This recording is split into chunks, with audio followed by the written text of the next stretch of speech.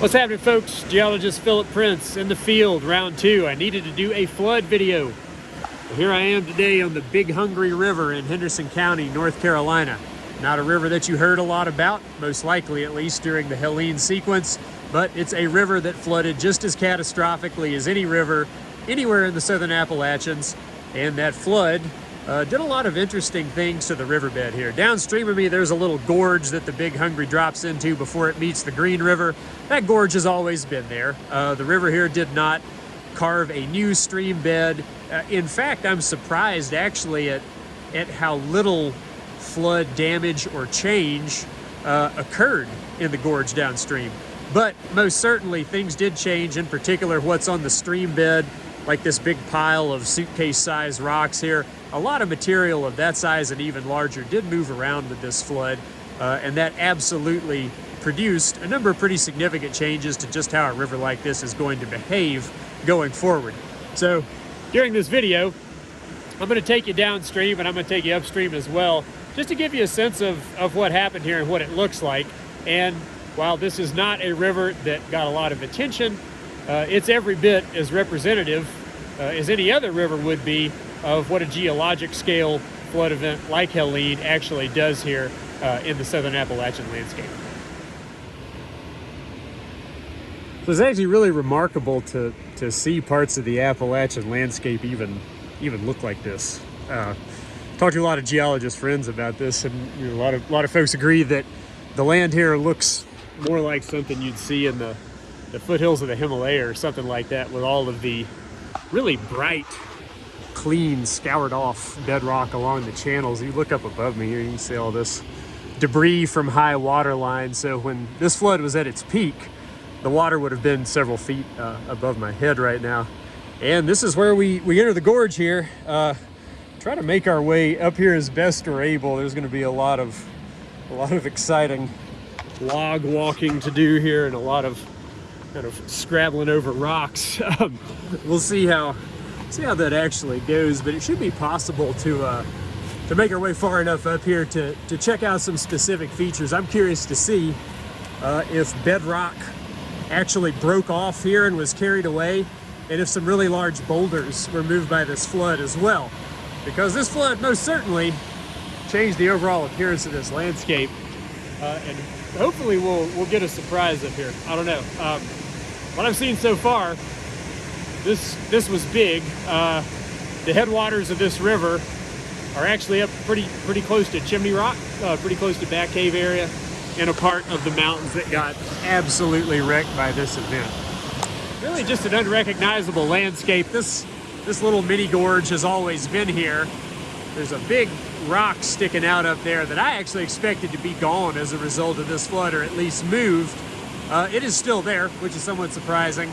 But up above me here, there has been a small slide that would have dumped a bunch of rocks straight in the river, which carried it on down the way somewhere. It might be sitting in the green by now, who knows. I'm gonna walk up there and take a look at this, because this is probably a very representative example of what we might expect from rivers and streams that experienced all this flooding going forward. So we're not even up to the high water mark yet. It would have been sort of, like right there, so sort of at the top of my head. You see kind of a soil covered outline there, which is really bright with this sunlight. That's where a big block of rock that would have been sitting here slid off, got washed away, and really this whole area is quite unstable, and probably was before the event. Look out that direction. See this planar fracture surface here. Looks like the rock might like to slide off that. And yes, it absolutely would, and it probably will going forward. And without a huge, gigantic flood, it's just gonna pile up down there in the stream bed. So just being down here is really incredible. I've only paddled this river once. You can go on YouTube and look up Big Hungry River kayaking, and you can see videos of what this used to look like. It did not look like this with these big bright cliffs on either side. Again, this mini gorge has always been here, but just the feel of the landscape is so different. And a lot of that feel is because soil that had accumulated on the landscape for an unknown amount of time got flushed away, got sort of blown out of the system, or at least transported downstream by the flood.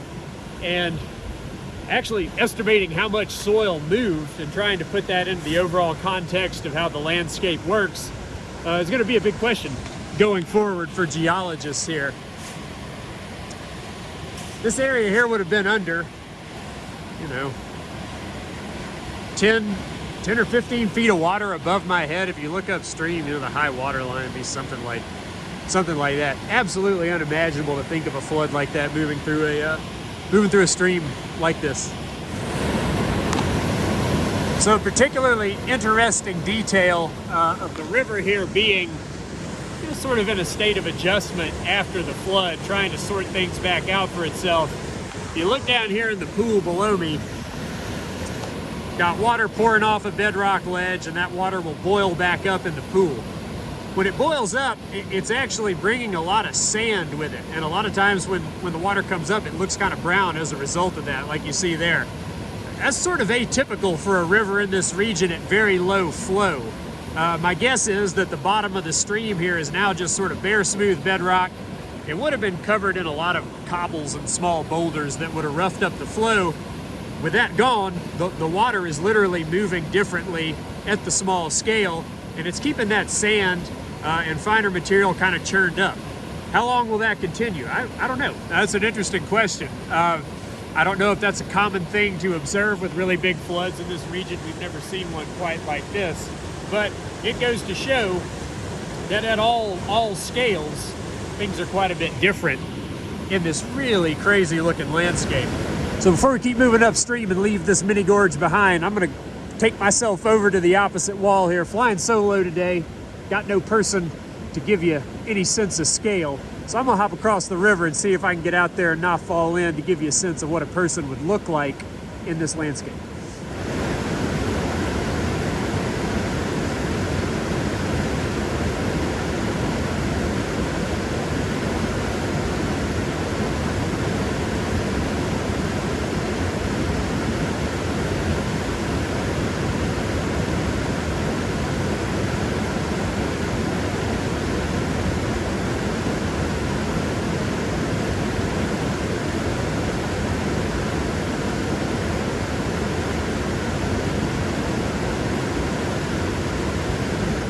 Another interesting small-scale detail going to require us to we have to make a jump here. This might be funny. We'll find out. Okay, we made it. Talking about moving sand,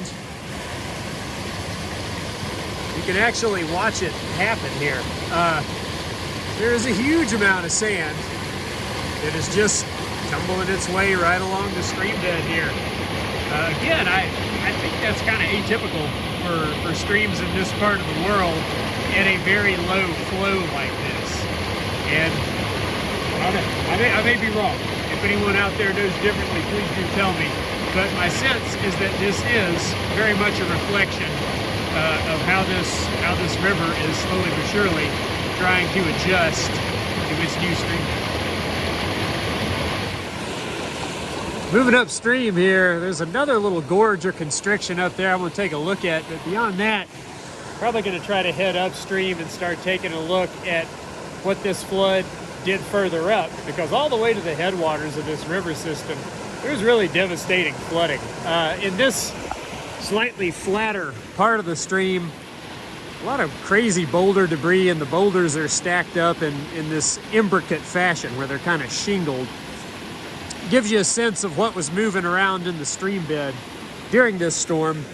And I remain surprised that down there in the mini gorge we didn't see bedrock that had actually broken loose. Curious to see if maybe something like that's going on up the way here.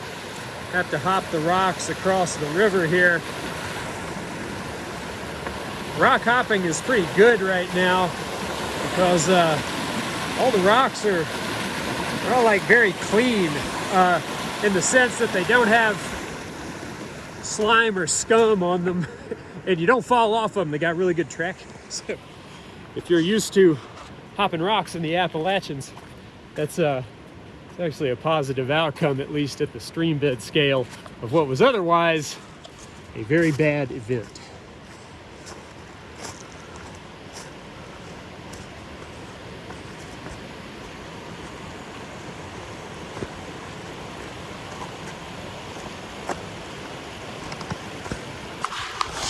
In this now crazy alpine looking gorge, a few more things that are worth a look.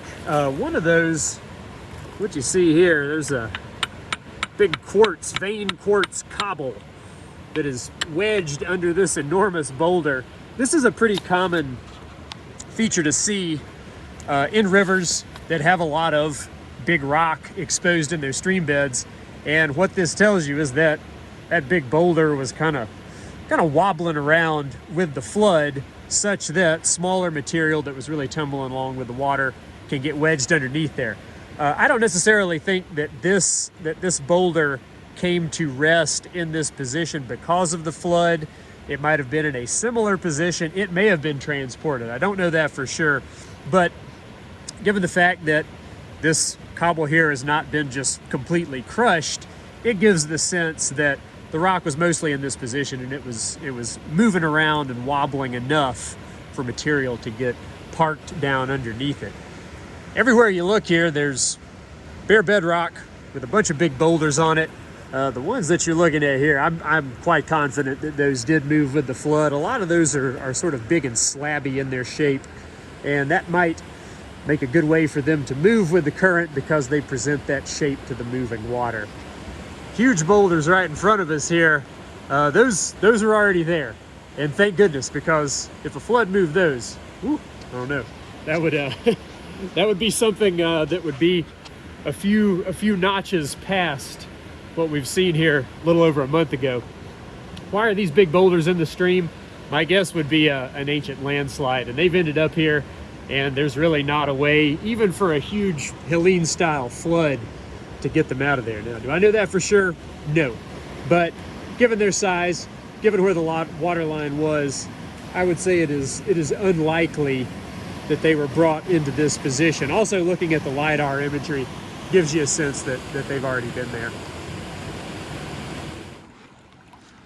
All right, so before I get out of this lower part of the river, I want to look at one more piece of evidence that would suggest that yes, this really is sort of a geologic scale type of event. In front of me here, got actually old riverbed deposit, but it's quite old, and it's been almost like cemented together with what looks like an iron oxide cement. Just something that would happen in the soil, but needless to say, that was not the active stream channel. And in fact, where we are now, the river used to be flowing almost on the other side of the valley here. So the flood shifted the river channel over, and in so doing, it sort of reactivated this material that's been kind of in the waiting room down here, buried underneath a bunch of additional material in the stream bed, and has torn it loose and sent it downstream. All right, so this is what makes the Big Hungry River a little bit unusual. It had a dam on it, but it was not a dam in the sense of a structure holding water back. There used to be a lake here, but it was entirely, and when I say entirely, I mean there was essentially no standing water at all left because it was filled in with sediment. And you can see these big sediment deposits here on the bank. The river cut into these and carried a tremendous amount of it away during the flood. But all of that sediment was occupying the space that water would have occupied behind the dam. And I talked to some folks about this that work with dams, curious if this would have made some impact on the discharge downstream. The answer I've gotten from everybody is essentially no, because there was no water storage capacity because there wasn't any space for the water to be in. It was entirely filled in with sand and mud. So what would have happened when this structure collapsed, big part fell over here, got eroded around the edge down there. It would have turned a huge amount of sediment loose, and probably would have, you might have seen it almost like change the color of the flood water, because the type of material here that collected behind the lake is quite distinct from most of the sediment that the river would have been carrying during this flood. So sort of an interesting detail here within this river system.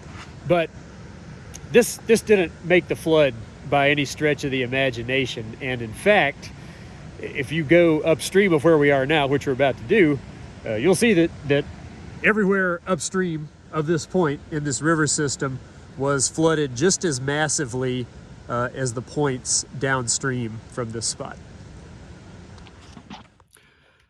All right, so not in the field anymore. The upstream imagery just did not do a very good job of capturing the magnitude of what happened in the Big Hungry System, and COVID was starting to get the best of me. If I sound a little bit funny in this video, there's a reason for that. So I'm going to crawl back inside this computer, as you have seen me many times in the past. And we're going to take a look at some Google Earth imagery with LiDAR, and also some really cool imagery that NOAA captured after the flood. And I think that is going to do a much better job of showing you just how big this Big Hungry flood actually was.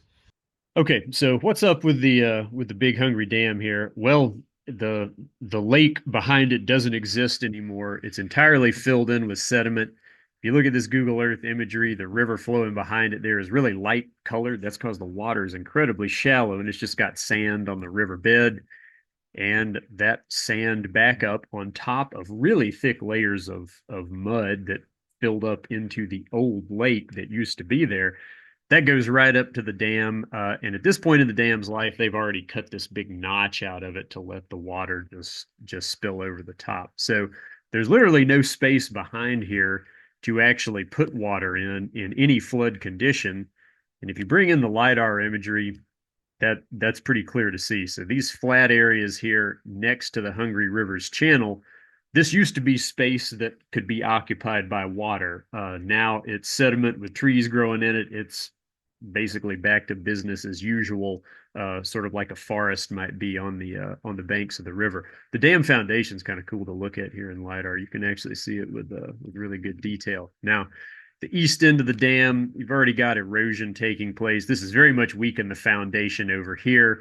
Got this big notch cut out of the top of it. So in addition to there being no space behind the dam to store any water, it's not in a condition to really stand up to really, really high flows, of course, like we experienced with Helene in the first place. So this structure did not create the flood in the Big Hungry River that went on down into Green River Cove.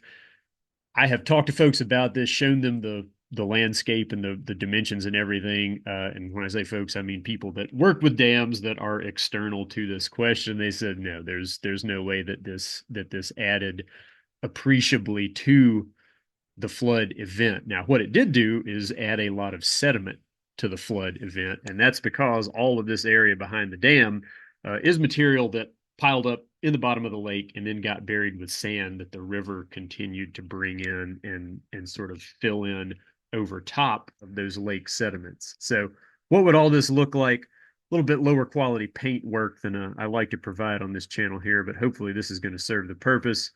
Got the dam here, lake behind it. When that fills in with sediment, there's no longer any water space there, and the water in the river just flows across that sediment and across the notch in the dam. The dam is just sort of like a rapid in the river. It would almost be like there were big boulders or something like that had piled up in the riverbed and then sediment backed up behind them. If we come along and have the top fall off of the dam there in a big flood, that's going to start removing that sediment down to the level of what's left of the dam. And it's a good way to put a lot of extra sediment into the river system. And that's always a concern with dam removals. If you take a dam out of there, you're going to have to unleash all this stuff that's filled in behind it. And that would have happened in sort of one fell swoop here. But it's actually remarkable to me how much didn't leave, because the lake sediment itself it's really strong. Like you can pick up pieces of it out there in the Hungry Riverbed and kind of throw them down, and they just like crack in half. I mean, it's like really, really dense, compacted material. So in terms of what the flood carried, yes, it moved a lot more sand and mud than it was moving upstream of the reservoir. But this is by no means where the flood started. And in fact, to see that, you just got to take yourself way upstream here in the Hungry River system. And the best way to do that is with this NOAA Hurricane Helene imagery. Probably going to do a video about this web tool exclusively because it's quite amazing. It's really high resolution satellite imagery. Storm Chaser Chris Jackson's on Twitter put me onto this imagery. Really remarkable stuff. I probably would have missed it. I would have been looking at Sentinel alone without that. So thanks to Chris for that. And if you start making your way up the Hungry River, well, it has a lot of flood effects well upstream of the dam. So right now the hand is sitting on the dam. Road bridge was washed out here. There's the dam. They're making your way upstream. That's what you look like post flood. That's pre flood. So the scouring, the widening of the river channel, it's really well developed far above the dam. So there was an absolutely out of this world flood coming down the Big Hungry system that went right over that dam and and knocked the top few feet out of it and scoured a bunch of that sediment out from behind it. And some of these places, I don't know, like I had hoped to go up here and get good representative pictures when I was out in the field. I don't know, something was lost. You don't get a sense of the magnitude of the flooding in this river system if you can't look straight down on it like you can with this NOAA imagery. Like take a look at this house here, flip it back to the pre-flood. So you had like a pretty nice spot here next to the Hungry River. Probably had never seen flooding that would suggest something like this was going to happen. And now everything is different, to say the least. And if you keep making your way upstream, it's almost like it gets even. I wouldn't say worse, but the results of the flooding are even more dramatic. Right up here to the east of Deep Gap Road. This is Deep Gap Road that comes down off of Upward Road down into the Big Hungry Gorge. And this home right here, I don't know. If you wanted to drive through and see something that's absolutely horrifying, I mean, just to imagine what it would take to move that home off of its foundation there and kind of crash it into these sheds in a valley like this. I think that's the big distinction here with Big Hungry is it's not in just the craziest river gorge around. This isn't the highest, roughest part of the Appalachian Mountains. And it was flooding on a level here way upstream of the dam that was quite literally like tearing houses off foundations and smashing them into other buildings. Just the before and after comparison here is, I don't know, it's something else. I When I first came down into this area after the event, um, I I did not at all expect to see something that looks like this just because of the context of the landscape here. This did not seem to be a place within this part of the Appalachians that would have seen impacts on the scale that it did from the event. And that just keeps going as you make your way upstream. The house you see here, it was actually hit by a landslide. And again, this is not the roughest part of the Appalachian Mountains, but you had home destroyed by a landslide, flooding washed the road out, flooding washed a bridge out here that like cut a bunch of people off on this kind of southeast side of the Big Hungry River. If we went up here to the east or northeast, new channels cut through valleys. I mean, just like almost like a rewrite of the river channel compared to what it looked like before the flood. And as you go northwest up Tumblebug Creek towards Oleta Road, and this is where it gets even wilder. Got a house right here. We'll go back to the pre-Helene there. Driveway coming to it. The creek is like over here somewhere.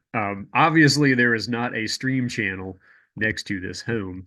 And if you turn on the post-flood imagery, you can see that the scouring there from floodwaters went literally like right up to the edge of that house. And this is a really small stream here, and to see that kind of flooding impact from that, and that's just one tributary to the Big Hungry system. There was a huge amount of water moving through this area on the morning of September 27th. And taking it upstream a little bit further, this is one area that I really wanted to talk about, and that's Oleta Road. You can see it right there labeled on the Helene imagery. Comes down out of Dana, North Carolina.